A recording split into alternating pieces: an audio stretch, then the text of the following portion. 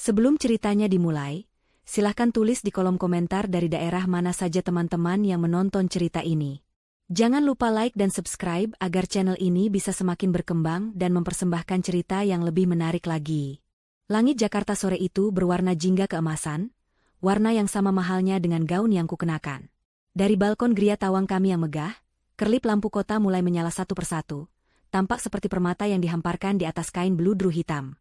Di dalam, alunan musik jazz lembut mengiringi tawa dan percakapan para tamu undangan. Ini adalah malam perayaan ulang tahun ke-35 Haris, suamiku. Segalanya tampak sempurna, sebuah potret keluarga yang akan membuat iri siapapun yang melihatnya. Aku, Alina, berdiri di sisinya, tersenyum dan menyalami tamu yang datang. Haris merangkul pinggangku dengan posesif, sesekali membisikkan kata-kata manis yang membuat para wanita di sekitar kami menatap kagum. Mereka melihat kami sebagai pasangan idaman, simbol kesuksesan dan cinta abadi. Aku membiarkan mereka percaya pada ilusi itu, ilusi yang kubangun dengan kerja kerasku sendiri.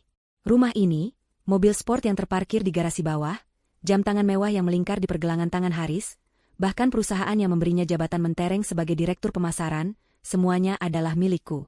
Aku membangun imperium bisnisku dari nol, dari sebuah ruko kecil hingga menjadi perusahaan properti raksasa yang disegani. Haris datang ke dalam hidupku saat aku sedang meniti tangga kesuksesan.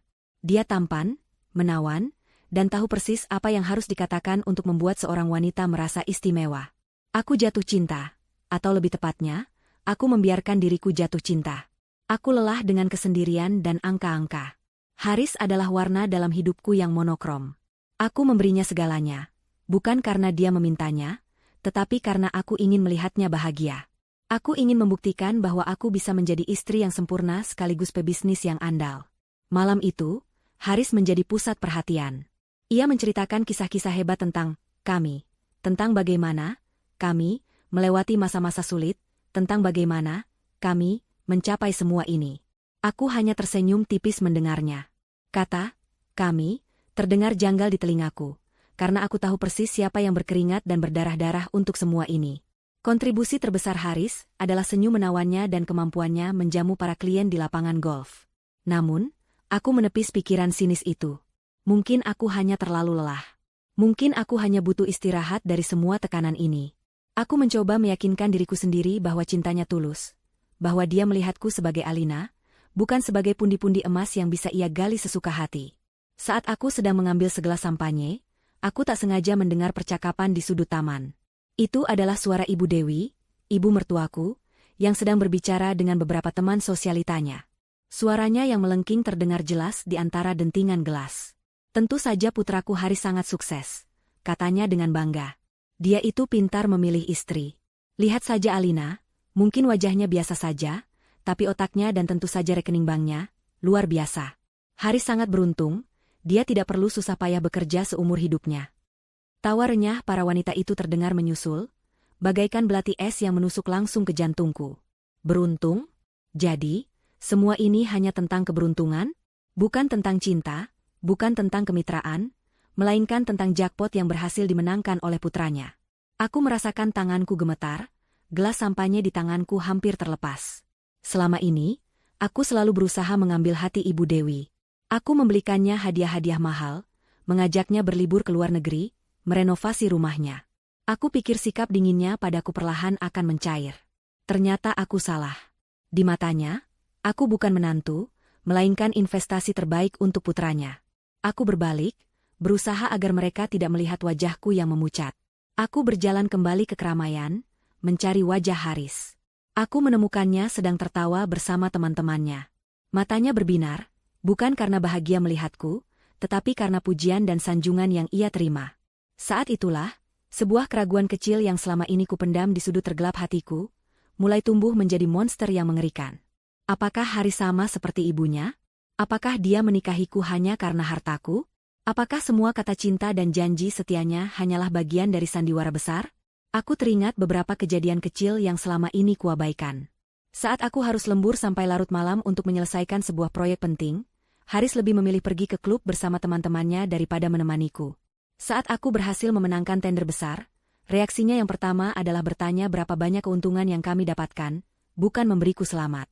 Saat aku memberinya mobil sport terbaru sebagai hadiah, Ia langsung memamerkannya di media sosial dengan keterangan, hasil kerja keras tidak akan mengkhianati.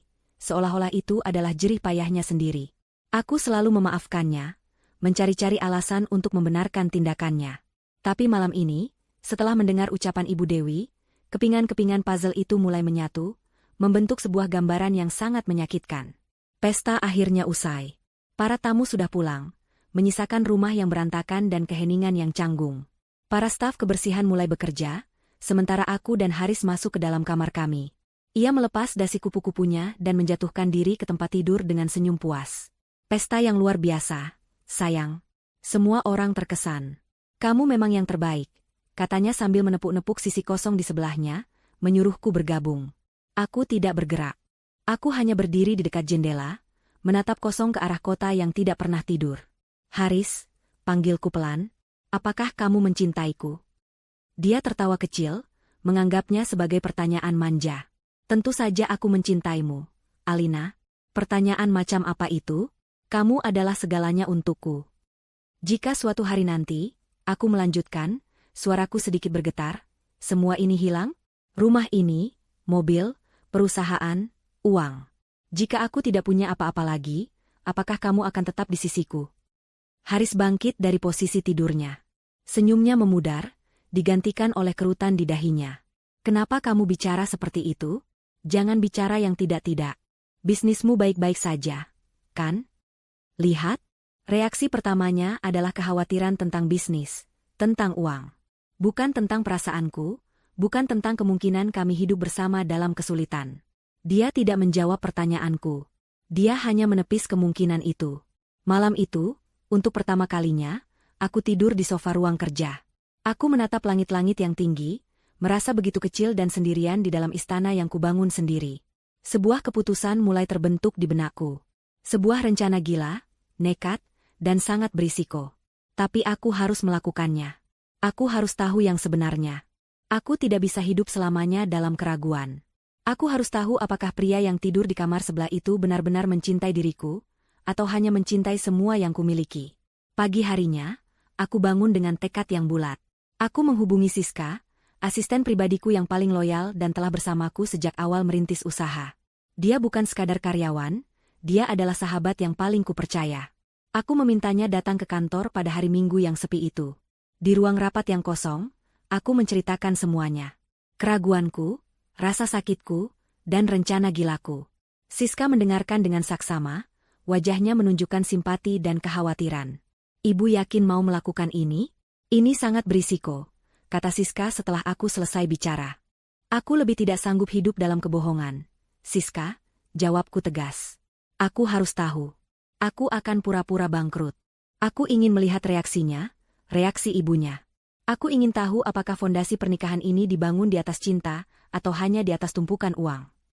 Siska terdiam sejenak, lalu mengangguk mantap. Baik, Bu.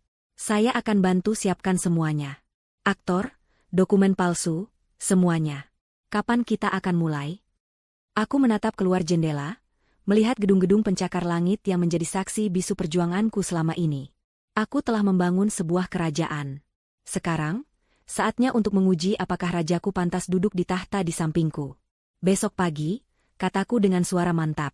Kita jalankan operasi badai. Senin pagi datang dengan suasana yang berbeda. Biasanya, pagi hari di rumah kami diisi dengan aroma kopi premium dan kesibukan mempersiapkan diri untuk menaklukkan dunia bisnis. Tapi pagi itu, udara terasa berat dan penuh ketegangan. Aku sengaja bangun lebih lambat dari biasanya, memberikan waktu bagi timku untuk beraksi. Sesuai rencana, Siska telah menyewa sebuah perusahaan event organizer yang biasa menangani pembuatan film untuk berperan sebagai tim penyita dari bank. Mereka datang dengan seragam resmi, wajah garang, dan setumpuk dokumen palsu yang tampak sangat asli. Sebuah truk besar juga sudah terparkir di halaman depan, seolah siap mengangkut semua barang berharga kami. Aku turun dari kamar dan langsung memasang ekspresi paling panik dan putus asa yang bisa kubuat. Aku melihat para petugas itu menempelkan stiker merah bertuliskan, aset ini disita bank, di hampir semua perabotan mewah kami. Sofa kulit dari Italia, lukisan-lukisan mahal di dinding, bahkan grand piano di sudut ruangan, semuanya kini memiliki tanda yang mengerikan itu. Para asisten rumah tangga kami, yang sudah diberi pengarahan oleh Siska untuk ikut berakting, tampak menangis di pojokan. Suasana yang tercipta benar-benar sempurna, seperti adegan dalam sebuah film drama yang tragis. Pemimpin tim penyita, seorang pria berperut buncit dengan kumis tebal, mendekatiku dengan map di tangannya. "Maaf, Ibu Alina," katanya dengan suara yang dibuat sedingin mungkin. "Berdasarkan catatan kami, perusahaan Ibu telah gagal membayar utang yang sangat besar. Pihak bank terpaksa mengambil tindakan tegas dengan menyita seluruh aset pribadi Ibu sebagai jaminan." Aku berpura-pura lemas dan hampir jatuh. Tidak mungkin. Pasti ada kesalahan. Saya. Tepat pada saat itu, suara deru mobil sport Haris terdengar memasuki halaman. Dia baru saja pulang dari sesi gym paginya. Ini adalah momen yang paling krusial. Jantungku berdebar kencang, bukan karena akting, tetapi karena aku benar-benar takut menghadapi apa yang akan terjadi selanjutnya. Aku takut kebenarannya akan lebih menyakitkan daripada yang kubayangkan. Haris masuk ke dalam rumah sambil menyenandungkan lagu dari radio. Langkahnya terhenti seketika. Matanya membelalak, mulutnya terbuka lebar. Pemandangan di depannya benar-benar di luar nalar. Rumahnya yang megah dan rapi kini seperti kapal pecah. Orang-orang berseragam berkeliaran, stiker sitaan menempel di mana-mana, dan istrinya berdiri pucat pasi seperti mayat hidup. Botol minuman protein yang ada di tangannya jatuh ke lantai marmer dengan bunyi yang keras, memecah keheningan. "Alina, apa-apaan ini? Siapa mereka?" tanyanya dengan suara tinggi, menunjuk ke arah para petugas. Aku berlari ke arahnya, memeluk lengannya sambil menangis terseduh-seduh. Air mata ini tidak sepenuhnya palsu. Sebagian adalah bagian dari skenario, sebagian lagi adalah air mata ketakutan akan kebenaran yang akan segera terungkap. Haris hancur, semuanya hancur. Isaku. Perusahaanku bangkrut. Kita kehilangan segalanya. Ban menyita semuanya. Aku menunggu reaksinya. Aku berharap, dengan sisa harapan terakhir yang kumiliki, dia akan memelukku erat. Aku berharap dia akan berkata, "Tidak apa-apa, sayang. Yang penting kita masih punya satu sama lain. Kita bisa mulai lagi dari nol." Aku berharap dia akan menenangkan aku dan menunjukkan bahwa cintanya tidak terikat pada materi. Namun, harapan itu hancur berkeping-keping. Haris tidak memelukku. Dia justru melepaskan tanganku dari lengannya dengan kasar. Wajahnya yang tadinya pucat karena syok, kini berubah menjadi merah padam karena amarah. Matanya menatapku dengan tajam, bukan dengan tatapan simpati, melainkan dengan tatapan penuh tuduhan. Kelembutan yang biasa ia tunjukkan lenyap tak berbekas, digantikan oleh kekejaman yang belum pernah kulihat sebelumnya. "Bagaimana bisa ini terjadi?" bentaknya, suaranya menggema di seluruh ruangan. Kalimat itu persis seperti yang ada dalam skenario terburuk di kepalaku. Dia tidak bertanya tentang keadaanku. Dia tidak peduli dengan perasaanku. Yang ada di otaknya hanyalah, bagaimana, mengapa, dan siapa yang harus disalahkan. Aku tidak tahu, Haris. Proyek terakhir gagal total. Pasar tiba-tiba anjlok, semuanya terjadi begitu cepat.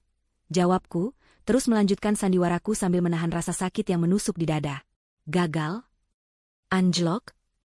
Dia tertawa sinis, tawa yang terdengar sangat mengerikan. "Jangan memberiku alasan bodoh, Alina. Kamu yang menjalankannya. Kamu yang memegang kendali. Bagaimana bisa kamu membiarkan ini terjadi? Apa saja yang kamu lakukan selama ini?" Dia mulai berjalan mondar-mandir seperti singa yang terperangkap di dalam kandang. Tangannya menunjuk-nunjuk ke arahku, ke arah perabotan, seolah aku adalah penjahat terbesar di dunia. "Rumah ini, mobilku, kehidupanku. Semuanya akan hilang karena kebodohanmu," teriaknya lagi, kali ini tepat di depan wajahku. Aku bisa merasakan napasnya yang memburu dan penuh amarah. "Haris, tolong tenanglah. Kita bisa bicarakan ini baik-baik." Aku mencoba menenangkannya, padahal hatiku sendiri sudah hancur lebur. "Tenang? Kamu menyuruhku tenang?" Dia mendorong bahuku, tidak terlalu keras, tetapi cukup untuk membuatku terhuyung mundur. "Kamu tidak becus. Selama ini aku selalu memujimu sebagai wanita hebat, pebisnis jenius. Ternyata apa? Kamu hanya wanita bodoh yang beruntung, dan sekarang keberuntunganmu sudah habis." Setiap kata yang keluar dari mulutnya adalah belati yang mengoyak hatiku. Wanita bodoh yang beruntung. Jadi begitulah dia memandangku selama ini. Bukan sebagai partner, bukan sebagai istri yang ia cintai, tetapi sebagai sumber keberuntungan yang kini telah mengering. Topengnya telah benar-benar terlepas. Di hadapanku kini bukanlah Haris yang kukenal, suami yang penyayang dan penuh perhatian. Ini adalah Haris yang sesungguhnya, seorang pria egois, materialistis, dan kejam yang hanya peduli pada dirinya sendiri. Para aktor yang berperan sebagai tim penyita terus melanjutkan pekerjaan mereka dengan profesional, mengabaikan drama yang terjadi. Mereka mulai mengangkat sebuah lukisan besar dari dinding. Haris melihat itu dan amarahnya semakin menjadi-jadi. "Hei, jangan sentuh itu. Lukisan itu harganya miliaran," teriaknya pada mereka. Lalu ia kembali menatapku. "Lihat apa yang telah kau perbuat. Kita akan menjadi gelandangan, Alina." "Gelandangan? Aku tidak mau hidup susah. Aku tidak pernah hidup susah." Di tengah kekacauan itu, saat Haris terus-menerus menyalahkanku dengan kata-kata paling kasar, bel rumah berbunyi. Salah satu asisten rumah tangga membukakan pintu. Dan di sanalah dia berdiri, Ibu Dewi, ibu mertuaku. Dia pasti ditelepon oleh Haris saat aku tidak melihat. Wajahnya sudah menunjukkan kemarahan bahkan sebelum dia tahu apa yang sebenarnya terjadi. Matanya yang tajam langsung menatap ke arahku. "Ada apa ini, Haris? Kenapa rumah ini seperti kapal pecah?" tanyanya dengan suara ketus. Haris langsung berlari ke arah ibunya, seperti anak kecil yang mengadu. "Ibu, kita bangkrut. Alina, wanita ini, telah menghancurkan segalanya.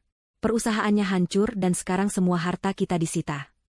Mata Ibu Dewi membelalak, lalu menatapku dengan kebencian yang murni. Dia berjalan mendekatiku, langkahnya mantap dan penuh ancaman. Dia berhenti tepat di depanku, menatapku dari atas ke bawah seolah aku adalah sampah yang paling menjijikan. "Sudah ibu duga," desisnya tajam. "Wanita ini hanya akan membawa sial untukmu, Haris. Dari awal ibu sudah tidak setuju kamu menikahinya. Sekarang lihat. Dia membuat putraku satu-satunya jatuh miskin. Ceraikan dia sekarang juga." Kehadiran Ibu Dewi bagaikan bensin yang disiramkan ke dalam api yang sudah berkobar. Jika tadi Haris hanya marah, kini amarahnya mendapatkan pembenaran dan dukungan penuh. Dia tidak lagi ragu untuk menunjukkan sisi terburuk dari dirinya. Ditatapnya aku dengan pandangan jijik, seolah aku adalah penyakit yang harus segera disingkirkan dari hidupnya. Ibunya berdiri di sampingnya, mengelus-elus punggung anaknya seolah Haris adalah korban utama dalam tragedi ini. Mereka berdua menjadi satu tim, satu suara, dengan aku sebagai satu-satunya target. "Ceraikan dia, Haris," ulang Ibu Dewi, suaranya lebih tajam dari sebelumnya. "Untuk apa mempertahankan istri yang tidak berguna seperti ini? Dia sudah membuatmu malu. Dia sudah membuatmu jatuh miskin." Haris mengangguk mantap, menyerap setiap kata hasutan ibunya seperti spons kering. "Ibu benar. Aku tidak habis pikir, Alina. Selama ini aku selalu mendukungmu. Aku mengorbankan waktuku, citraku, untuk mendampingimu di setiap acara perusahaan. Aku memperkenalkanmu pada semua relasi pentingku. Dan ini balasanmu? Kamu menghancurkan semua yang telah kita bangun bersama." Aku hampir tertawa mendengarnya. Mengorbankan waktu? Relasi pentingnya? Semua relasi yang ia punya adalah orang-orang yang kukenal lebih dulu. Semua pesta dan acara yang ia datangi adalah fasilitas yang kuberikan. Dia tidak mengorbankan apapun. Dia hanya menikmati. Dia adalah seorang penumpang di kapal pesiar mewahku, yang sekarang menyalahkan nahoda saat badai palsu menerjang. Tapi aku tetap diam. Aku harus mendengar semuanya sampai tuntas. Aku ingin melihat sedalam apa kebusukan hati mereka. "Lihat dirimu," lanjut Haris, menunjukku dari ujung rambut sampai ujung kaki. "Kamu selalu sibuk dengan pekerjaanmu. Pagi, siang, malam, yang ada di kepalamu hanya rapat, proyek, dan angka. Kamu pikir aku bahagia dengan itu? Kamu tidak pernah benar-benar menjadi seorang istri. Kamu hanya seorang wanita gila kerja yang kebetulan tidur di ranjang yang sama denganku." Sakit. Kata-kata itu menusuk lebih dalam dari tuduhan kebodohan tadi. Selama ini aku bekerja keras juga untuknya. Agar dia bisa hidup nyaman, agar dia bisa menikmati fasilitas terbaik tanpa perlu merasakan sulitnya merintis dari bawah. Aku pikir dia mengerti itu. Aku pikir dia bangga padaku. Ternyata, di balik punggungku, dia menganggapku sebagai istri yang gagal. Ibu Dewi menimpali dengan sinis, "Tentu saja dia gila kerja. Orang susah yang baru kenal uang ya seperti itu. Takut miskin lagi. Tapi ternyata memang tidak punya bakat jadi orang kaya. Diberi perusahaan besar, malah dihancurkannya. Kalau dari awal kamu menuruti ibu dan menikah dengan wanita dari keluarga yang sederajat, pasti tidak akan begini jadinya, Haris." Hinaan tentang latar belakangku. Itulah puncaknya. Aku berasal dari keluarga sederhana. Orang tuaku bekerja keras hanya untuk menyekolahkanku. Aku membangun bisnis ini dengan beasiswa, pinjaman bank, dan jam kerja 20 jam sehari. Mereka tahu itu. Dan sekarang mereka menggunakan perjuanganku itu sebagai senjata untuk menghinaku. Rasa sakit di hatiku perlahan mulai membeku, berubah menjadi bongkahan es yang dingin dan tajam. Air mataku berhenti mengalir. Aku menatap mereka berdua dengan pandangan yang kosong, merekam setiap kata, setiap ekspresi wajah mereka ke dalam memori permanen. Para aktor penyita, sesuai arahan Siska, sengaja memilih target berikutnya dengan sangat cermat. 2 orang dari mereka mendekati lemari kaca tempat aku menyimpan koleksi perhiasan dan jam tangan. Salah satu dari mereka membuka laci dan mengeluarkan kotak bludru biru berisi jam tangan edisi terbatas yang kuberikan pada Haris sebagai hadiah ulang tahun-tahun lalu. Melihat itu, mata Haris melotot. Dia langsung menerobos dan merebut kotak itu. "Jangan sentuh itu. Ini milikku," teriaknya histeris. Pemimpin tim penyita mendekat dengan tenang. "Maaf, Bapak Haris. Semua aset yang dibeli selama masa pernikahan dengan Ibu Alina, termasuk barang-barang pribadi, menjadi bagian dari jaminan utang. Semuanya akan kami sita." "Dibeli selama masa pernikahan?" Haris tertawa mengejek. "Dia yang membelikannya untukku. Ini hadiah. Ini milikku." "Justru itu, Pak," jawab petugas itu dengan sabar. "Karena Ibu Alina yang membelinya, maka ini termasuk aset beliau." Logika sederhana itu tidak bisa diterima oleh otak egois Haris. Wajahnya memerah karena malu dan marah. Dia tidak bisa membantah. Fakta bahwa bahkan barang paling berharga yang ia klaim sebagai miliknya ternyata adalah pemberianku, adalah sebuah tamparan keras di depan ibunya. Dia melempar kotak jam itu ke lantai dengan frustrasi. Lalu, dia kembali melampiaskan amarahnya padaku. "Ini semua salahmu," desisnya. "Seandainya kamu lebih pintar. Seandainya kamu mendengarkanku. Aku sudah sering bilang, jangan terlalu berisiko mengambil proyek itu. Tapi kamu keras kepala. Kamu selalu merasa paling benar, paling hebat. Sekarang rasakan akibatnya." Kebohongan. Dia tidak pernah mengatakan itu. Dia justru orang yang paling bersemangat saat aku mempresentasikan proyek tersebut di hadapannya. Matanya berbinar-binar membayangkan keuntungan puluhan miliar yang akan kami dapatkan. Dia sudah merencanakan akan membeli kapal pesiar kecil dari keuntungan proyek itu. Sekarang, dia memutarbalikkan fakta untuk menyelamatkan harga dirinya. Aku menatapnya lekat-lekat. Pria yang berdiri di hadapanku ini benar-benar orang asing. Pria yang dulu setiap pagi memberiku kecupan selamat tinggal sebelum berangkat kerja. Pria yang pernah memijat kakiku saat aku kelelahan. Pria yang berjanji di hadapan Tuhan untuk menemaniku dalam suka dan duka, dalam kaya dan miskin. Semua itu terasa seperti kenangan dari kehidupan orang lain. Pria yang ada di sini sekarang hanyalah cangkang kosong yang diisi oleh keserakahan dan keegoisan. "Sudahlah, Haris," kata Ibu Dewi sambil menarik lengan anaknya, menjauhkannya dariku. "Jangan buang tenagamu untuk wanita ini. Dia tidak pantas mendapatkannya. Yang penting sekarang adalah bagaimana menyelamatkan masa depanmu." Ibu mertuaku itu kemudian menatapku dengan sorot mata merendahkan. "Kamu dengar, Alina? Pernikahan ini sudah selesai. Jangan berharap Haris akan memungutmu kembali. Kamu sudah tidak punya apa-apa. Kamu bukan siapa-siapa lagi." Aku hanya diam. Reaksiku yang tenang tampaknya membuat mereka semakin jengkel. Mereka mungkin mengharapkan aku menangis, memohon, berlutut, dan meminta pengampunan. Tapi aku tidak memberi mereka kepuasan itu. Aku hanya berdiri tegak, membiarkan badai kata-kata kasar mereka menerpaku. Di dalam diriku, sesuatu telah berubah. Tidak ada lagi cinta yang tersisa untuk Haris. Yang ada hanyalah kekecewaan yang mendalam, dan sebuah keputusan yang dingin. Ujian ini sudah selesai. Dan hasilnya jauh lebih buruk dari mimpi terliarku sekalipun. Haris menatap ibunya, lalu kembali menatapku. Ada kilat aneh di matanya, sebuah keputusan final yang kejam.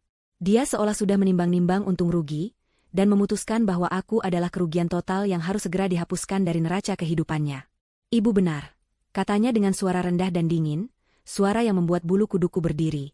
"Aku tidak bisa hidup seperti ini. Aku tidak mau menderita karena kebodohan orang lain." Dia mengambil napas dalam-dalam, menatap lurus ke mataku tanpa sedikit pun keraguan. "Aku harus mengakhiri ini semua. Sekarang juga."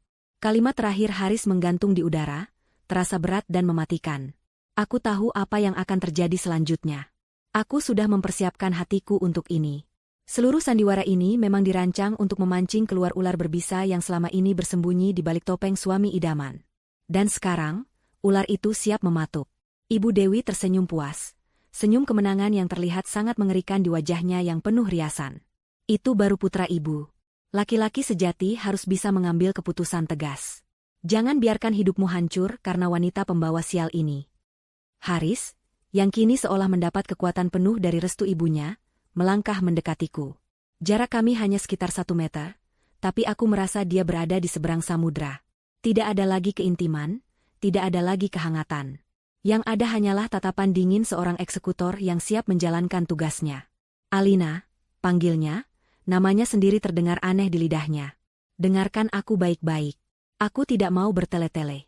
Aku tidak bisa melanjutkan pernikahan ini. Aku tidak sudi menghabiskan sisa hidupku dalam kemiskinan bersamamu. Dia berhenti sejenak, mungkin mengharapkan aku menunjukkan reaksi, memohon atau menangis. Tapi aku hanya menatapnya, menunggunya menyelesaikan kalimatnya. Keheninganku tampaknya membuatnya sedikit gugup, tapi ibunya segera memberinya dorongan. Katakan, Haris. Katakan, desak Ibu Dewi tidak sabar. Haris menelan ludah, lalu mengucapkannya dengan suara yang lantang dan jelas, agar semua orang di ruangan itu bisa mendengarnya. Aku, Haris Wijoyo, menceraikan kamu, Alina Suryo, dengan talak 3. Mulai detik ini, kita bukan lagi suami istri. 3 kata sederhana yang memiliki bobot begitu besar. 3 kata yang seharusnya diucapkan dengan berat hati dan penuh penyesalan, kini diucapkannya dengan enteng, seolah sedang membatalkan pesanan di restoran. Di sudut mataku, aku melihat Siska yang menyamar sebagai salah satu staf penyita, mengepalkan tangannya menahan amarah. Para aktor lainnya tetap profesional. Namun aku bisa merasakan ketegangan di antara mereka. Mereka sedang menyaksikan sebuah pengkhianatan yang nyata. Hatiku terasa kosong. Tidak sakit lagi. Rasanya seperti sebuah bagian tubuh yang sudah terlalu lama terluka akhirnya diamputasi. Ada kelegaan yang aneh di tengah kehampaan itu. Aku telah mendapatkan jawaban yang kucari. Jawaban yang paling brutal dan paling jujur. Seolah perceraian itu saja tidak cukup. Ibu Dewi menambahkan penghinaan di atas luka. Dia mendekat sambil tersenyum sinis. Bagus. Akhirnya putraku bebas. Dan kamu, Alina, jangan khawatirkan Haris. Dia tidak akan lama sendiri. Ibu sudah punya calon yang jauh lebih baik untuknya. Dia sengaja meninggikan suaranya, memastikan aku mendengar setiap detailnya. Namanya Fania. Cantik, muda, dari keluarga konglomerat asli, bukan orang kaya baru sepertimu. Ayahnya punya banyak perusahaan. Mereka bisa menjadi pasangan yang sangat serasi dan kuat. Ibu sudah bicara dengan ibunya Fania, mereka sangat setuju. Rencananya, setelah kamu tidak ada, kami akan segera melangsungkan pertunangan. Aku terpaku. Jadi mereka bukan hanya berencana. Mereka sudah bertindak. Di belakangku, saat aku sibuk bekerja membanting tulang untuk memenuhi gaya hidup mewah mereka, mereka sibuk merancang masa depan baru tanpaku.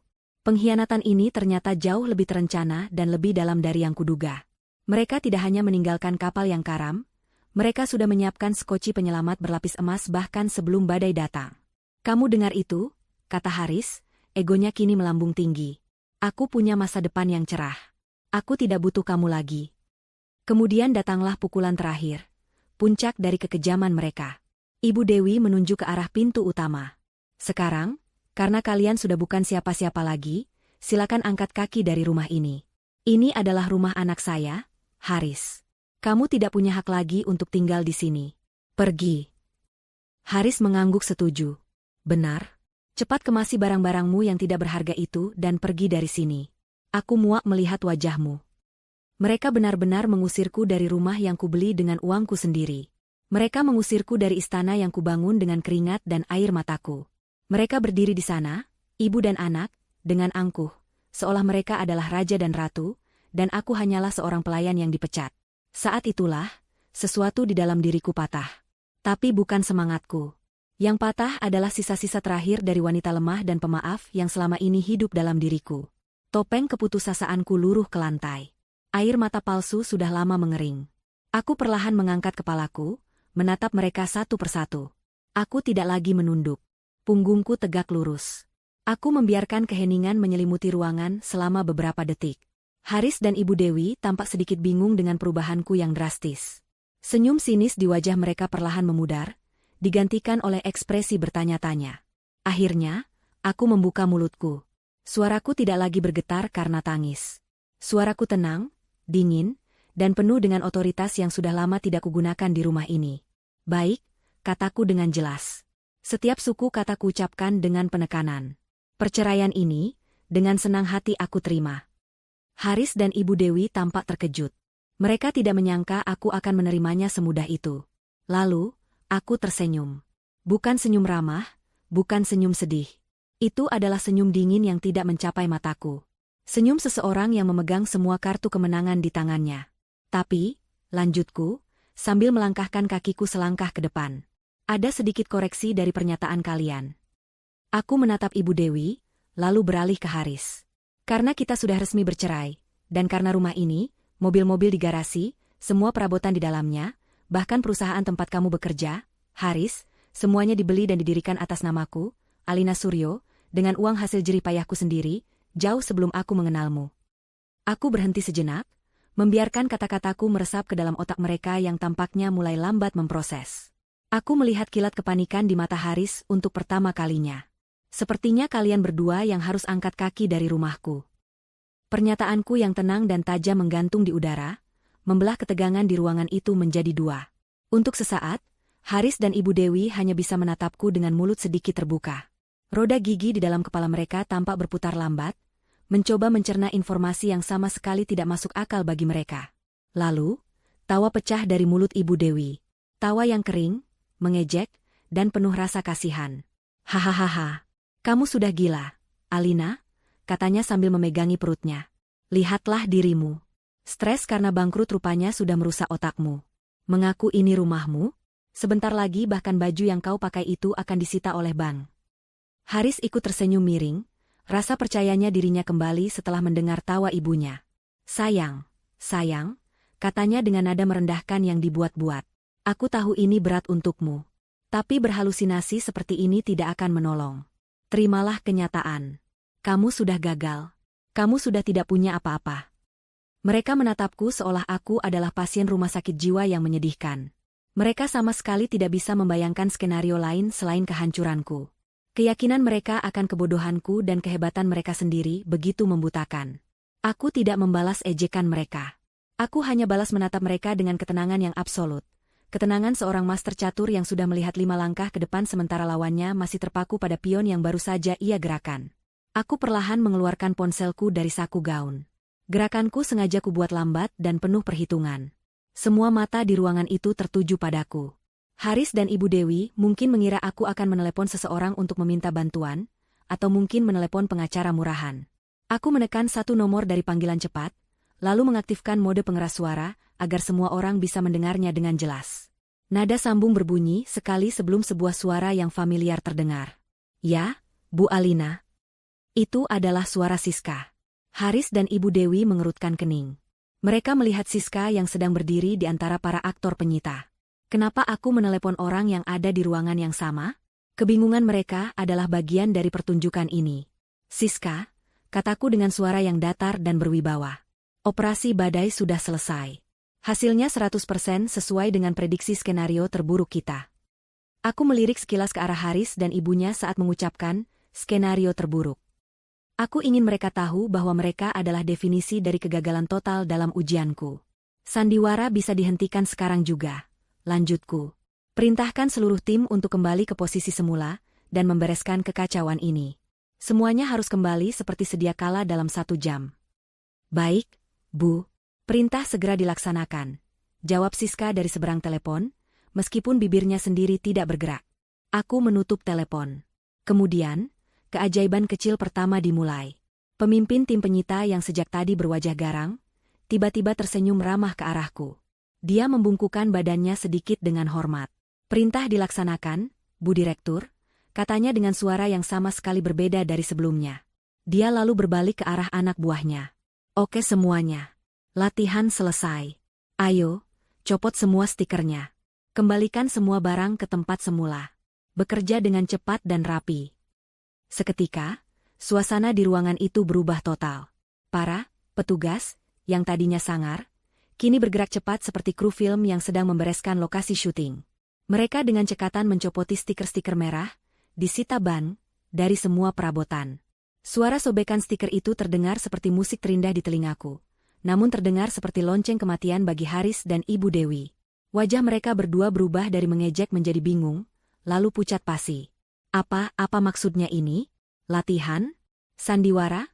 Gumam Haris, matanya bergerak liar dari satu orang ke orang lain, mencoba mencari jawaban.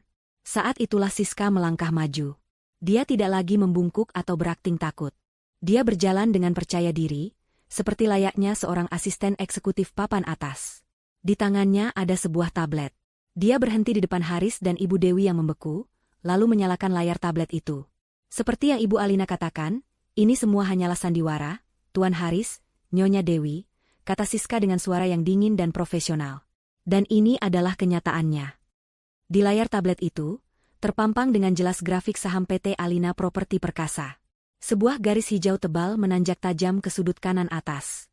Di bawahnya, angka-angka keuntungan kuartal terakhir menunjukkan rekor tertinggi sepanjang sejarah perusahaan. Siska menggeser layar, menampilkan saldo rekening perusahaan yang berisi deretan angka nol yang begitu banyak hingga membuat mata pusing. Dia menggeser lagi, menunjukkan laporan akhir dari proyek yang kukatakan, gagal total. Laporan itu diberi stempel, sukses besar, dengan proyeksi keuntungan 3 kali lipat dari target awal. Ini tidak mungkin. Bisik Ibu Dewi, tangannya gemetar menunjuk ke arah tablet. Bagaimana bisa? Bukankah kamu bilang? Aku bilang aku bangkrut, potongku. Aku melangkah mendekati mereka, menikmati setiap detik dari ekspresi horor yang terlukis di wajah mereka. Benar, aku memang mengatakannya. Aku juga mengatakan bahwa aku mencintaimu, Haris. Ternyata, keduanya adalah kebohongan. Aku berhenti tepat di depan mereka. Tapi bedanya, lanjutku, kebohonganku punya tujuan. Aku ingin menguji.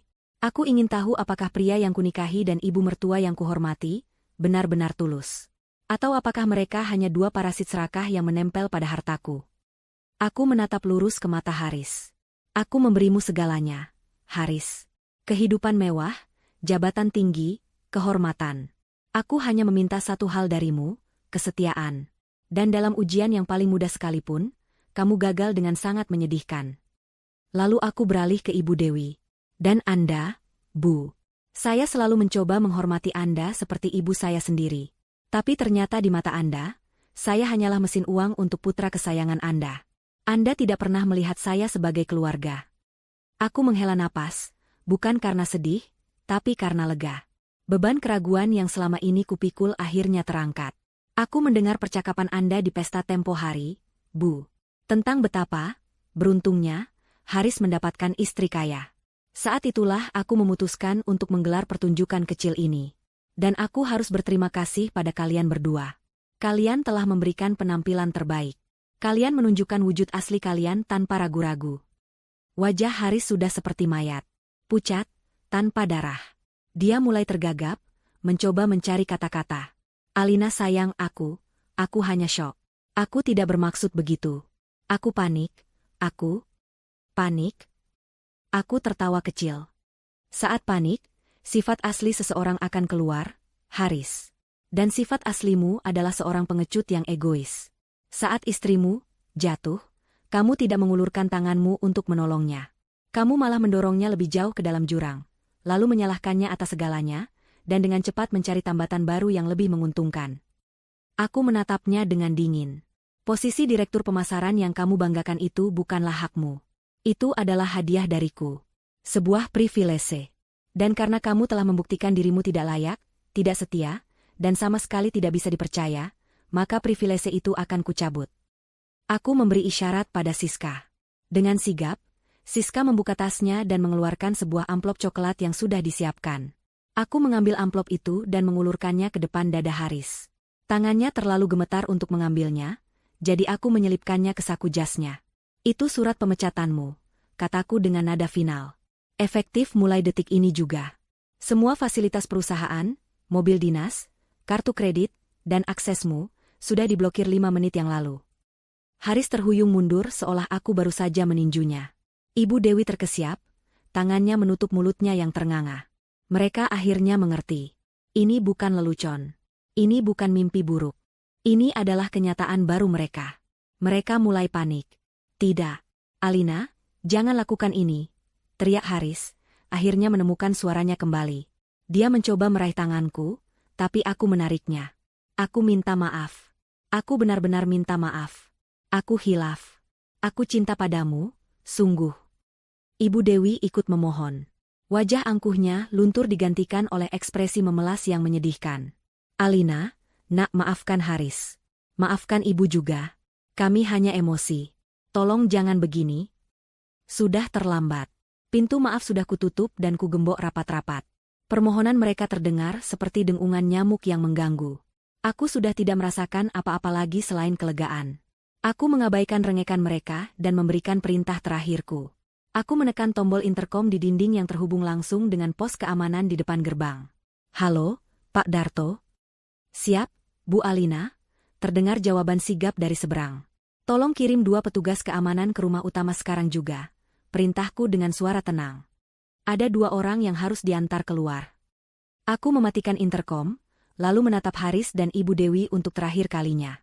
Di belakang mereka, 2 orang petugas keamanan berbadan tegap dengan seragam safari sudah berjalan masuk dengan langkah cepat. Pak Satpam, kataku sambil menunjuk ke arah mantan suami dan mantan ibu mertuaku yang kini gemetar ketakutan. Tolong antarkan Tuan Haris dan Nyonya Dewi ini keluar dari pekarangan rumah saya. Pastikan mereka tidak membawa apapun selain pakaian yang mereka kenakan. Perintahku adalah hukum absolut di rumah ini. 2 petugas keamanan itu, Pak Darto dan Pak Wawan, yang selama bertahun-tahun menerima gaji dariku dan selalu menaruh hormat padaku, langsung bergerak tanpa pertanyaan. Mereka mendekati Haris dan Ibu Dewi, masing-masing memegang lengan mereka dengan sopan namun tegas. Reaksi pertama Haris adalah perlawanan. Dia menyentakkan lengannya dari pegangan Pak Darto. Jangan sentuh aku. Ini rumahku. Alina, hentikan kegilaan ini. Kita bicara baik-baik. Teriaknya, wajahnya memerah karena panik dan malu. Ibu Dewi lebih dramatis. Dia menjatuhkan dirinya ke lantai, mencoba memeluk kakiku sambil menangis meraung-raung. Alina, jangan usir ibu. Ibu sudah tua. Mau tinggal di mana nanti? Kamu tegas sekali sama mertuamu sendiri. Aku menatap pemandangan itu tanpa emosi. Wanita yang beberapa menit lalu dengan angkuhnya menyuruhku pergi dari rumah ini, kini bersujud di kakiku. Pria yang dengan entengnya menjatuhkan talak 3, kini memohon agar aku mau bicara baik-baik. Sungguh ironis. Aku melangkah mundur, menghindari sentuhan Ibu Dewi. Anda bukan lagi mertua saya, jawabku dingin. Dan kamu, aku menatap Haris, sudah kehilangan hak untuk bicara padaku. Kalian sendiri yang memilih jalan ini. Aku berbalik, tidak sanggup lagi melihat wajah mereka. Aku berjalan ke arah grand piano di sudut ruangan, duduk di bangkunya, dan mengangkat tutup pianonya. Aku tidak memainkan sebuah lagu, hanya menekan satu tuts dengan pelan. Suara nada yang jernih itu seolah menjadi penanda dimulainya babak baru dalam hidupku, sekaligus lonceng penutup bagi kehidupan nyaman mereka. Aku menyerahkan sisanya pada Siska dan para petugas keamanan. Tolong, jangan lakukan ini. Suara Haris terdengar semakin putus asa saat Pak Darto dan Pak Wawan mulai menariknya paksa menuju pintu. Anak tidak tahu diuntung. Dasar menantu durhaka. Kamu akan kena karma, Alina, jerit Ibu Dewi saat tubuhnya yang meronta-ronta digotong keluar. Aku tidak menoleh. Aku hanya terus menekan tuts piano secara acak, menciptakan melodi aneh yang menenggelamkan suara teriakan dan makian mereka. Siska berdiri di dekat pintu, memastikan proses pengusiran berjalan lancar. Akhirnya, aku mendengar suara pintu depan yang berat ditutup dengan bunyi, klik, yang mantap dan final. Hening. Keheningan yang begitu damai menyelimuti seluruh ruangan. Para kru film gadungan kini sudah selesai bekerja. Semua stiker sudah bersih. Semua perabotan sudah kembali ke tempatnya. Rumahku kembali seperti semula. Namun energinya terasa jauh lebih ringan dan bersih, seolah sebuah tumor ganas baru saja berhasil diangkat. Sementara itu, di luar gerbang yang menjulang tinggi, neraka dunia bagi Haris dan Ibu Dewi baru saja dimulai. Mereka didorong keluar ke trotoar tanpa belas kasihan.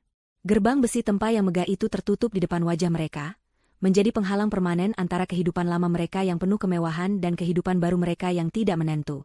Tidak mungkin. Gumam Haris, menatap nanar ke arah rumah yang baru saja ia tinggali. Dia merogoh sakunya, mencari ponsel perusahaan untuk menelepon pengacaranya. Ponsel itu ada, tapi layarnya gelap. Mati total. Siska sudah memastikan kartu SIM dan semua aksesnya dinonaktifkan dari pusat. Ponselku mati, katanya panik pada ibunya. Bagaimana ini, Bu? Ibu Dewi dengan tangan gemetar mengeluarkan ponselnya sendiri. Kita telepon teman-teman kita. Kita telepon Tantrika. Kita ceritakan perbuatan Alina. Dengan napas terengah-engah, Ibu Dewi mencari kontak Tantrika, ibu dari Fania. Nada sambung terdengar. Harapan mereka sedikit menyala. Halo, Rika? Sapa Ibu Dewi dengan suara yang dibuat sepelan mungkin. Oh, Dewi. Ada apa? Tumben telepon jam segini? Jawab suara ceria dari seberang. Rika, aku butuh bantuanmu. Ibu Dewi mulai menceritakan sebuah versi cerita yang sudah ia karang, di mana Alina tiba-tiba mengamuk dan mengusir mereka tanpa alasan. Namun, belum selesai dia bercerita, suara Tantrika berubah menjadi dingin. Tunggu dulu, Dewi. Barusan aku dapat pesan berantai di grup arisan. Katanya Haris dipecat dan kalian diusir karena ketahuan mau morotin Alina? Benar begitu? Jantung Ibu Dewi serasa copot. Siska bergerak lebih cepat dari mereka. Dia sudah menyebarkan versi cerita yang sebenarnya ke beberapa orang paling berpengaruh di lingkaran sosial mereka. Tidak. Itu fitnah. Itu. Sudahlah, Dewi. Aku tidak mau ikut campur urusan keluargamu. Maaf ya, aku sedang sibuk. Telepon ditutup. Haris dan Ibu Dewi saling pandang dengan ngeri. Reputasi mereka hancur hanya dalam hitungan menit. Tapi mereka belum menyerah. Harapan terakhir mereka adalah Fania. Mungkin Fania, dengan cintanya, mau menampung mereka. Haris merebut ponsel ibunya dan menelepon nomor Fania. Halo, Fania? Kata Haris, suaranya dibuat seromantis mungkin. Iya, Mas Haris? Ada apa? Jawab Fania dengan nada manja. Fania, aku ada sedikit masalah. Aku dan ibu sedang di luar. Bisakah kami ke rumahmu dulu? Masalah? Masalah apa, Mas? Tadi Mama cerita katanya Mas dipecat ya? Terus sekarang gak punya apa-apa lagi. Suara Fania tidak lagi terdengar manja, melainkan penuh selidik. Haris menelan ludah. Itu hanya salah paham. Fania, nanti aku jelaskan. Yang penting. Tiba-tiba terdengar suara tawa yang keras dan mengejek dari Fania. Tawa yang sama sekali tidak ia sangka akan ia dengar dari gadis itu. Hahaha. Salah paham? Mas Haris, Mas Haris. Aku ini mau dinikahi untuk hidup enak. Jadi nyonya direktur. Bukan untuk menampung pengangguran Kre dan ibunya. Tante kira aku mau sama gelandangan? Jangan mimpi. Kle. Telepon dimatikan. Itulah vonis terakhir mereka. Harapan terakhir mereka hancur berkeping-keping. Ditolak mentah-mentah oleh calon menantu dan istri idaman. Mereka kini benar-benar sendirian. Haris mencoba membuka aplikasi mobile banking di ponsel ibunya untuk memeriksa rekening pribadinya yang ia kira masih ada isinya. Saldonya 0. Semua transfer bulanan yang biasa ia terima dari rekeningku sudah dihentikan. Semua saham atas namanya, yang juga merupakan pemberianku, sudah ditarik kembali melalui perjanjian kuasa yang pernah ia tanda tangani tanpa membacanya dengan teliti. Matahari mulai terbenam, menyirami jalanan dengan warna oranye. Lampu-lampu jalan mulai menyala. Beberapa tetangga yang lewat dengan mobil melirik ke arah mereka dengan tatapan aneh, antara kasihan dan mengejek. Haris, sang direktur pemasaran yang selalu tampil necis, kini berdiri di pinggir jalan dengan jas mahal tapi wajah kuyu dan putus asa. Ibu Dewi, sang sosialita yang selalu menghina orang lain, kini duduk di trotoar yang kotor, riasannya luntur karena air mata. Mereka tidak punya uang, tidak punya teman, tidak punya tujuan. Pintu neraka dunia telah terbuka lebar di hadapan mereka, dan mereka baru saja didorong masuk ke dalamnya tanpa persiapan apapun. Kehidupan penderitaan mereka baru saja dimulai. Baik, kita lanjutkan ke babak penderitaan mereka. Bab 7, Hujan Penyesalan di Kontrakan Sempit. Malam pertama setelah pengusiran adalah yang terpanjang dalam hidup Haris dan Ibu Dewi. Berdiri di trotoar yang dingin di bawah sorotan lampu jalan yang kejam, kemewahan rumah megah di belakang mereka terasa seperti fata morgana. Realitas menghantam mereka dengan kekuatan sebuah truk kontainer. Mereka tidak punya tujuan, tidak punya uang, dan yang terpenting, tidak punya siapa-siapa. Ego dan gengsi yang selama ini menjadi baju zirah mereka, kini luruh menjadi debu, menyisakan dua manusia yang rapuh dan ketakutan.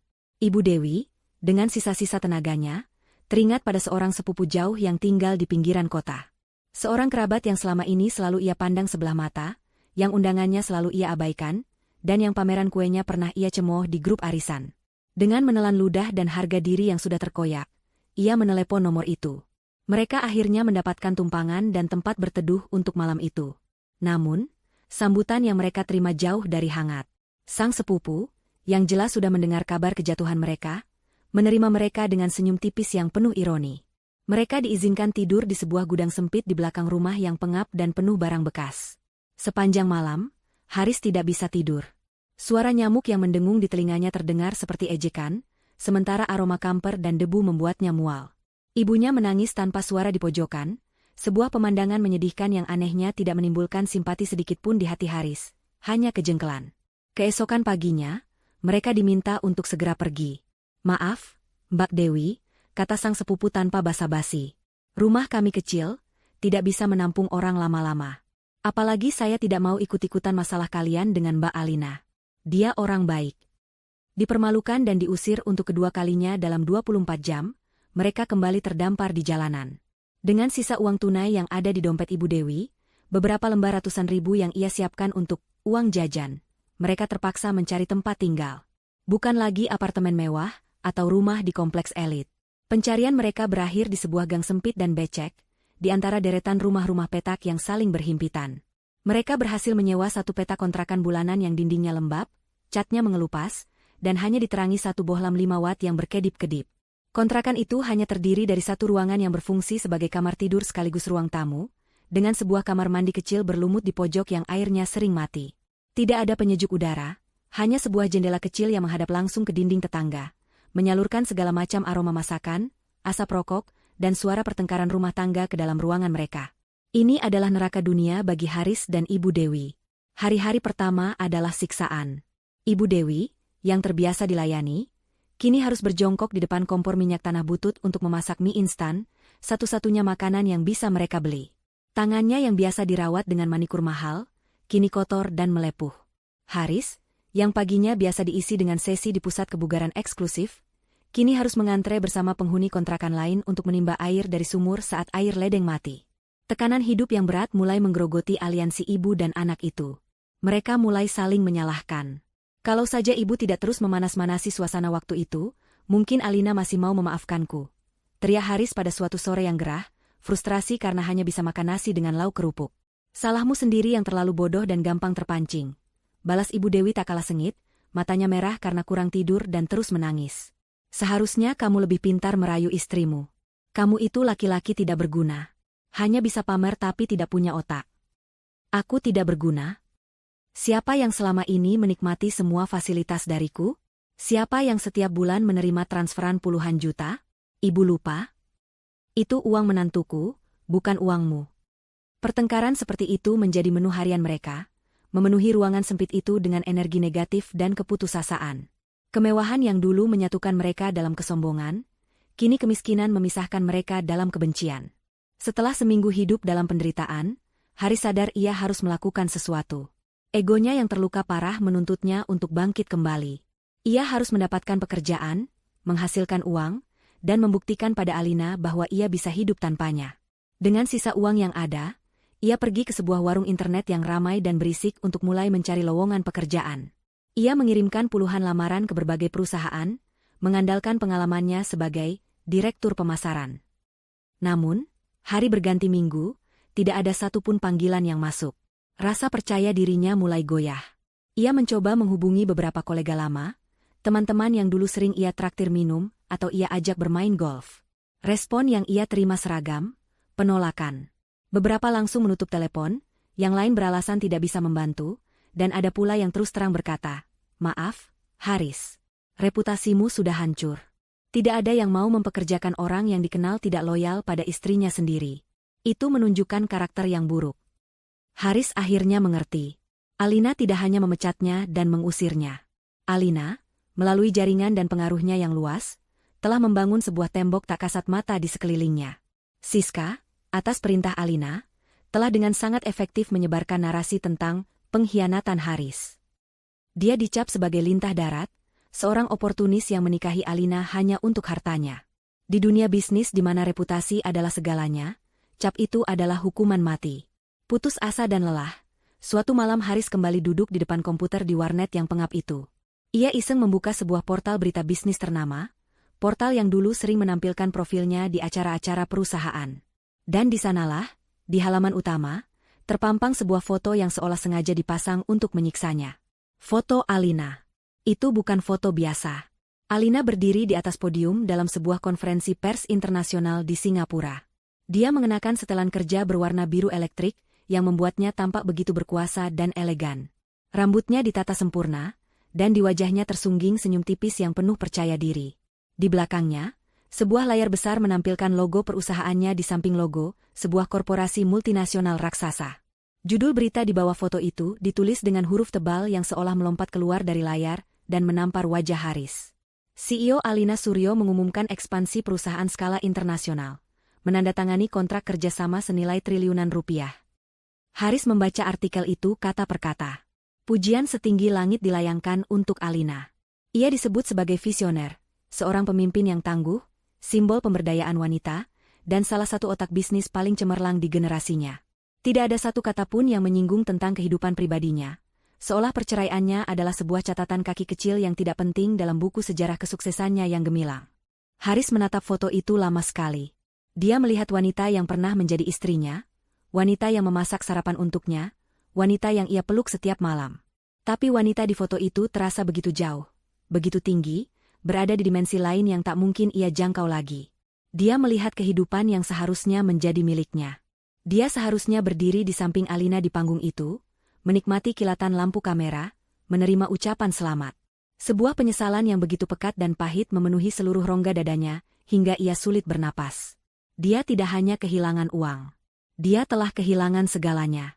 Dia telah membuang satu-satunya orang di dunia yang benar-benar mengangkat derajatnya, dan ia membuangnya demi kepuasan sesaat dan hasutan ibunya. Suara bising dari anak-anak yang bermain game di sebelahnya, aroma rokok yang menyengat, dan panasnya ruangan warnet itu tiba-tiba terasa 100 kali lebih menyiksa. Sambil menatap layar, menatap senyum kemenangan Alina, Haris akhirnya menangis. Tangisan seorang pecundang yang sadar bahwa ia telah membuat kesalahan terbesar dalam hidupnya. Tangisan penyesalan di warnet malam itu menjadi titik balik bagi Haris. Namun, penyesalannya bukanlah penyesalan yang murni. Itu adalah penyesalan seorang penjudi yang kehilangan segalanya, yang kini putus asa ingin kembali ke meja taruhan untuk memenangkan kembali hartanya. Tekad baru terbentuk di dalam dirinya, sebuah tekad yang lahir dari keputusasaan, ia harus mendapatkan Alina kembali. Bukan karena cinta, tetapi karena Alina adalah tiket satu-satunya untuk keluar dari neraka kemiskinan ini. Dia pulang ke kontrakan dengan semangat yang dibuat-buat dan menyampaikan rencananya pada ibunya. Ibu Dewi, yang sudah lelah hidup menderita, langsung setuju. Mereka menyusun strategi, percaya bahwa dengan kombinasi permohonan maaf yang tulus dan sedikit drama, hati Alina yang pernah mencintai Haris pasti akan luluh. Mereka salah besar. Upaya pertama mereka adalah mendatangi kantor Alina. Dengan sisa uang terakhir, mereka naik taksi menuju gedung pencakar langit yang megah di pusat distrik bisnis, gedung yang sama yang pernah Haris masuki setiap hari dengan dagu terangkat. Kini, ia masuk melalui lobi yang sama dengan kepala tertunduk. Mereka mencoba melewati meja resepsionis, dengan Haris berkata, "Saya Haris Wijoyo, saya ada urusan keluarga yang sangat mendesak dengan Bu Alina." Resepsionis muda itu, yang sudah mendapat instruksi jelas dari Siska, menatap mereka dengan senyum profesional yang dingin. "Mohon maaf, Bapak Haris. Ibu Alina sedang dalam rapat penting dan jadwalnya penuh hingga bulan depan. Tidak ada nama Bapak dalam daftar tamu. Ini darurat. Saya mantan suaminya." Desak Haris, suaranya mulai meninggi, menarik perhatian beberapa karyawan yang lalu lalang. "Justru karena itu, Pak," jawab sang resepsionis dengan tenang. "Saya mendapat perintah khusus bahwa Anda tidak diizinkan naik." Kesabaran Haris habis. Dia mencoba menerobos palang pintu elektronik, diikuti oleh ibunya. Seketika, dua orang petugas keamanan internal yang berbadan jauh lebih besar dari satpam di rumah Alina, bergerak cepat dan menghadang mereka. Terjadilah keributan kecil. Haris meronta, Ibu Dewi menjerit-jerit, menuduh perusahaan itu tidak punya hati. Pemandangan itu menjadi tontonan gratis di lobi yang ramai. Dengan kasar namun efisien, mereka diseret keluar dan dilempar kembali ke trotoar yang panas. Malu, marah, dan gagal, upaya pertama mereka berakhir dengan bencana. Tidak menyerah, Ibu Dewi memutuskan untuk mencoba jalur yang ia anggap sebagai keahliannya, drama dan manipulasi publik. Menggunakan ponselnya, ia masuk ke akun media sosialnya yang sudah lama tidak aktif. Ia mengunggah sebuah foto dirinya dengan mata sembab, disertai dengan tulisan panjang yang menyayat hati. Ia menceritakan bagaimana ia, seorang ibu tua yang malang, telah diusir secara kejam oleh menantunya yang hatinya sekeras batu. Ia memohon belas kasihan dan keadilan dari netizen, berharap bisa menciptakan gelombang simpati yang menekan Alina. Awalnya, beberapa temannya yang tidak tahu cerita sebenarnya memberikan komentar dukungan. Namun, itu tidak berlangsung lama. Kurang dari 24 jam kemudian, serangan balasan datang, dan itu jauh lebih brutal dari yang mereka bayangkan. Tim humas Alina, di bawah komando Siska yang cerdas, tidak perlu mengotori tangan mereka sendiri. Mereka secara anonim membocorkan paket informasi ke akun-akun gosip paling berpengaruh dan beberapa portal berita online. Paket itu berisi bukti-bukti yang tak terbantahkan. Tangkapan layar mutasi rekening yang menunjukkan aliran dana jutaan rupiah setiap bulan dari Alina ke Ibu Dewi. Kumpulan foto-foto liburan mewah Ibu Dewi di Eropa, lengkap dengan tas-tas bermerek yang harganya ratusan juta, semuanya dibiayai oleh Alina. Dan yang paling mematikan, sebuah rekaman audio pendek dari hari pengusiran. Dalam rekaman itu, suara Ibu Dewi terdengar sangat jelas dan lantang saat ia menghasut Haris untuk menceraikan Alina dan menjodohkannya dengan Fania si anak konglomerat. Dunia maya meledak. Ibu Dewi yang tadinya mencoba berperan sebagai korban, kini menjadi bulan-bulanan seluruh Indonesia. Ia dicap sebagai mertua parasit, tidak tahu terima kasih, dan julukan-julukan lain yang lebih buruk. Fotonya menjadi meme, dan kisahnya menjadi pelajaran bagi banyak orang. Serangan itu begitu telak hingga Ibu Dewi terpaksa menonaktifkan semua akun media sosialnya, dan tidak berani keluar dari kontrakan selama berhari-hari karena malu. Gagal di dunia nyata dan dunia maya, mereka mencoba jalur hukum. Haris teringat istilah, harta gono gini. Dia yakin, sebagai suami, dia berhak atas separuh kekayaan Alina. Mereka mendatangi sebuah kantor pengacara kecil di sebuah ruko, satu-satunya yang mau memberi mereka konsultasi gratis. Setelah mendengarkan cerita Haris dengan saksama, pengacara tua itu hanya menggelengkan kepala. Tidak ada harapan, Pak Haris, katanya dengan jujur. Semua aset utama, termasuk perusahaan itu, adalah harta bawaan Ibu Alina yang sudah beliau miliki sebelum menikah dengan Bapak. Bapak tidak punya hak sedikit pun atas itu. Harta yang didapat selama pernikahan pun, seperti jam tangan dan mobil, statusnya adalah hadiah yang bisa dibuktikan dengan mudah oleh pihak Ibu Alina. Melawan tim pengacara perusahaannya sama saja dengan bunuh diri. Tidak ada pengacara waras yang mau mengambil kasus ini. Harapan terakhir mereka pun pupus. Mereka terpojok, tidak punya pilihan lain. Hanya ada satu jalan tersisa, membuang semua harga diri dan mengemis maaf dengan cara paling menyedihkan. Suatu sore yang mendung, mereka kembali ke kompleks perumahan mewah itu. Mereka tidak berani mendekati gerbang utama, takut langsung diusir oleh Pak Darto. Mereka menunggu di seberang jalan, bersembunyi di balik sebuah pos gardu tua. Berjam-jam mereka menunggu, menahan lapar dan lelah. Awan hitam akhirnya pecah, menumpahkan hujan yang sangat deras. Mereka basah kuyup, menggigil kedinginan, namun tetap bertahan. Penampilan mereka sungguh menyedihkan, seperti dua ekor anjing liar yang dibuang pemiliknya. Tepat saat mereka hampir menyerah, sebuah sedan hitam mewah berhenti di depan gerbang. Jantung mereka berdebar kencang. Itu mobil yang sering dipakai Alina. Pintu belakang terbuka. Harapan mereka membuncah. Namun, yang keluar bukanlah Alina. Itu Siska. Siska kini tampil sangat berbeda. Dia mengenakan blazer mahal dan sepatu hak tinggi, penampilannya tajam dan profesional. Dia keluar dari mobil di bawah naungan payung yang dibukakan oleh sopir. Dia melihat Haris dan Ibu Dewi yang gemetar kedinginan di seberang jalan. Wajahnya tidak menunjukkan kemarahan atau kemenangan, hanya semacam rasa kasihan yang dingin. Dia berjalan menyeberang jalan, payungnya melindungi dirinya dari hujan deras. Dia berhenti di depan mereka berdua, menatap mereka yang basah kuyup dari atas ke bawah. "Percuma kalian menunggu di sini," kata Siska. Suaranya tenang namun menusuk. Ibu Alina tidak ada di Jakarta. Beliau sedang mengurus pembukaan cabang baru di London. Haris dan Ibu Dewi hanya bisa menatapnya dengan pandangan kosong. London. Sementara mereka membusuk di sini, Alina sudah terbang melintasi benua, mencapai level kesuksesan yang bahkan tidak bisa mereka bayangkan. Siska kemudian melanjutkan dengan kalimat yang menghancurkan sisa-sisa harapan mereka. Ibu Alina berpesan, katanya, meskipun Haris tahu ini mungkin kata-katanya sendiri, beliau sedang sibuk membangun masa depannya. Beliau tidak punya waktu, dan tidak punya keinginan, untuk melihat kembali masa lalu yang sudah membusuk. Siska merogoh tas tangannya, mengeluarkan beberapa lembar uang ratusan ribu, dan menyodorkannya pada Haris. "Ini bukan dari Ibu Alina. Ini dari saya pribadi. Pakai untuk makan malam ini dan cari tempat berteduh yang layak." Tindakan itu adalah penghinaan terakhir yang paling menyakitkan. Diberi sedekah oleh seorang asisten yang dulu biasa mereka perintah-perintah. Rasa malu yang membakar membuat Haris tidak sanggup menerima uang itu. Tapi ibunya, yang sudah dikalahkan oleh rasa lapar dan dingin, dengan cepat menyambar uang itu dari tangan Siska. Siska menatap mereka untuk terakhir kalinya, lalu berbalik dan berjalan kembali ke mobilnya tanpa mengucapkan sepatah kata pun. Mobil itu meluncur masuk ke dalam gerbang yang terbuka, meninggalkan Haris dan Ibu Dewi yang basah kuyup, dipermalukan, dan benar-benar kalah. 6 bulan berlalu.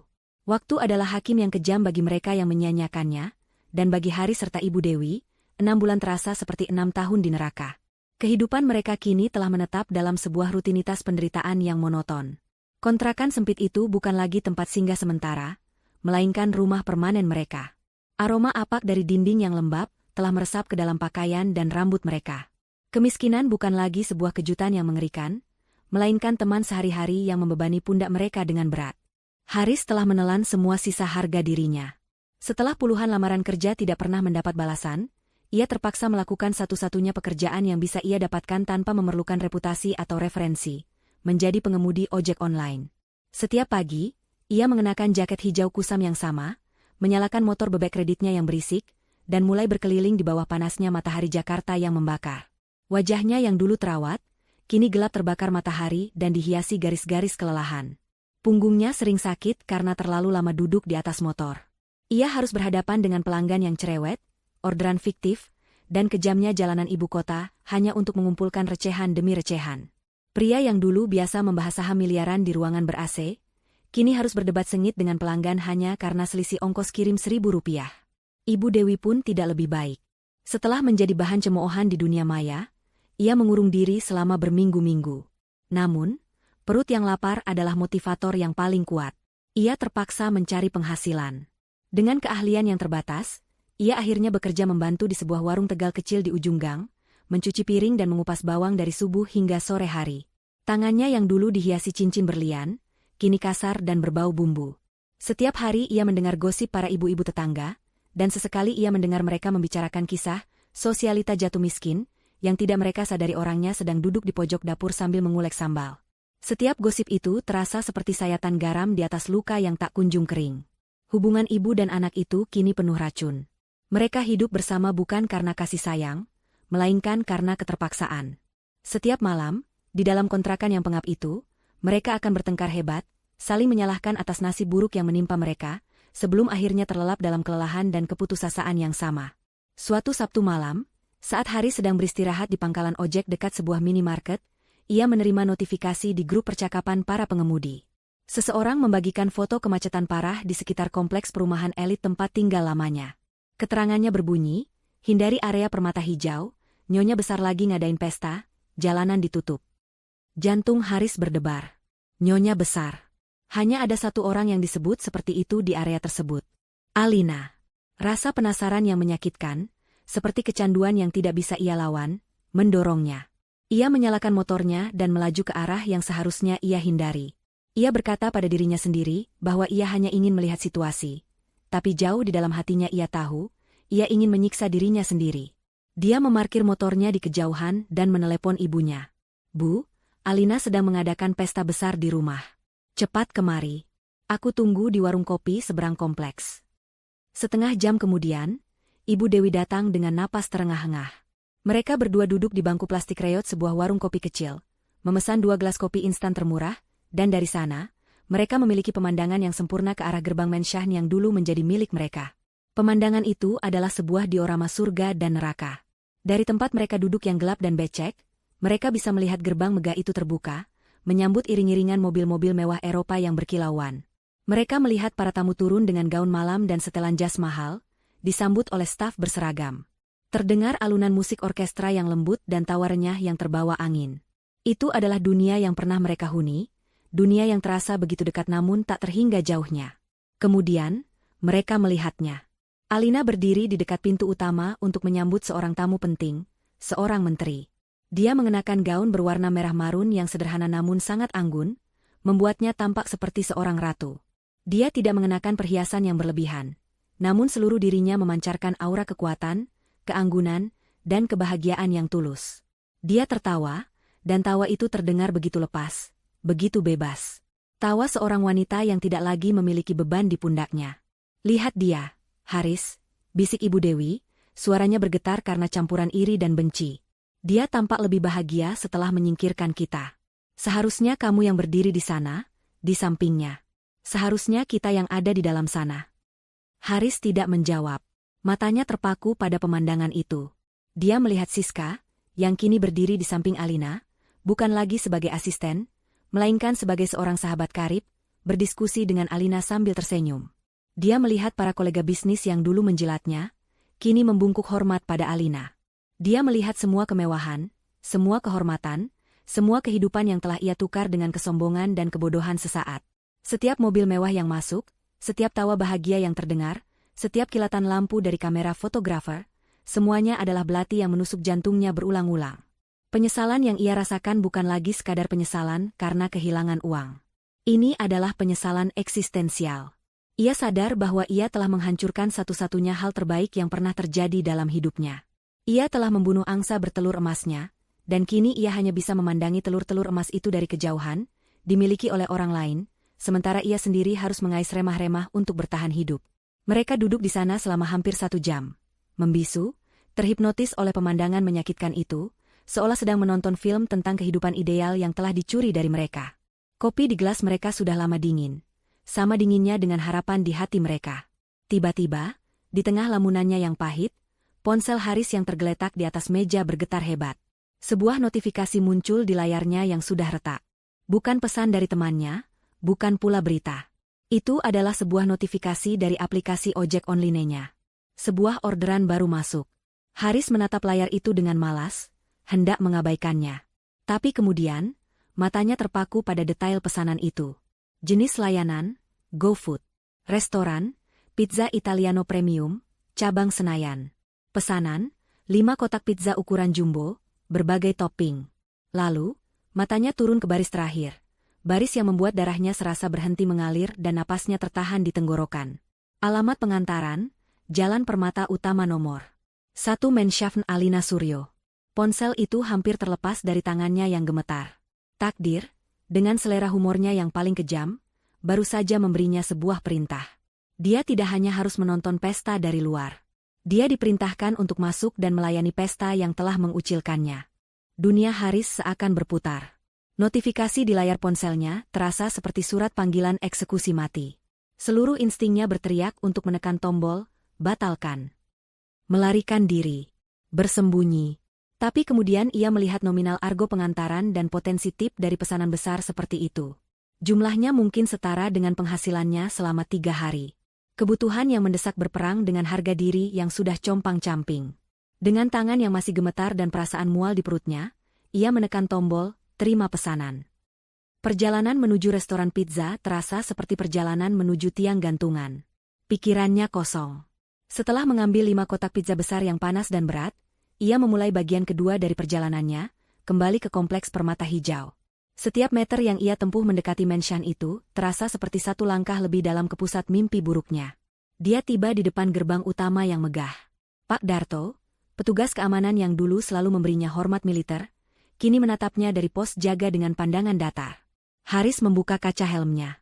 "Pak, saya antar makanan," katanya dengan suara serak, merasa sangat konyol. Pak Darto mengenalinya. Tidak ada ekspresi terkejut di wajahnya, hanya sedikit rasa kasihan. "Oh, kamu, Riz. Lewat pintu belakang saja, ya. Lurus terus, nanti belok kiri sebelum taman. Jangan masuk dari sini, ini untuk tamu." Perintah itu adalah penghinaan pertama. Lewat pintu belakang. Dia, mantan tuan rumah, kini harus melewati jalur yang diperuntukkan bagi staf, catering, dan para pelayan. Dengan hati yang hancur, ia memutar motornya, mengikuti jalan kecil di sisi Menshavn yang belum pernah ia lewati sebelumnya. Jalan itu membawanya ke sebuah gerbang besi sederhana dan area parkir untuk staf. Di sana, dunia terlihat sangat berbeda. Tidak ada gemerlap, yang ada hanya kesibukan para staf catering yang hilir mudik dan tumpukan kotak serta peti. Dia memarkir motornya, menurunkan tumpukan pizza yang berat, dan berjalan menuju pintu servis. Udara di sana panas dan penuh dengan berbagai macam aroma makanan, serta suara benturan piring dan wajan. Dia merasa seperti penyusup di dunianya sendiri. Seorang kepala staf catering yang sibuk menghampirinya. Pizza? Oh ya, taruh di meja sana. Nanti biar kami yang bawa ke dalam. Haris meletakkan pizza-pizza itu di atas meja yang ditunjuk. Tugasnya sudah selesai. Dia hanya perlu menekan tombol konfirmasi di aplikasi dan pergi dari tempat terkutuk ini secepat mungkin. Dia berbalik, hendak melangkah pergi. Namun, tepat pada saat itu, sebuah pintu yang menghubungkan area servis dengan taman belakang terbuka. Dan dari pintu itu, Alina melangkah keluar. Dia mungkin sedang mencari udara segar atau memeriksa persiapan di taman. Waktu seolah berhenti. Haris membeku di tempatnya. Alina, dalam balutan gaun merahnya yang memesona, tampak seperti makhluk dari dunia lain di tengah kesibukan dapur yang kacau ini. Dia belum melihat Haris. Matanya sedang menatap ke arah taman. Kemudian, dia berbalik. Dan mata mereka bertemu. Jantung Haris serasa diremas. Inilah saatnya. Saat untuk konfrontasi, makian, atau mungkin, secercah harapan. Dia mempersiapkan diri untuk melihat kemarahan, kebencian, atau setidaknya senyum kemenangan yang mengejek di wajah Alina. Tapi yang ia dapatkan jauh lebih buruk dari itu semua. Alina menatapnya selama 2 detik penuh. Ada sedikit kerutan di dahinya, ekspresi seseorang yang mencoba mengenali wajah yang samar-samar familiar, seperti teman sekolah dasar yang sudah lama tak bertemu. Lalu, kerutan itu hilang, digantikan oleh senyum tipis yang sopan dan impersonal. Senyum yang biasa ia berikan kepada pelayan hotel, petugas valet, atau seorang kurir pengantar barang.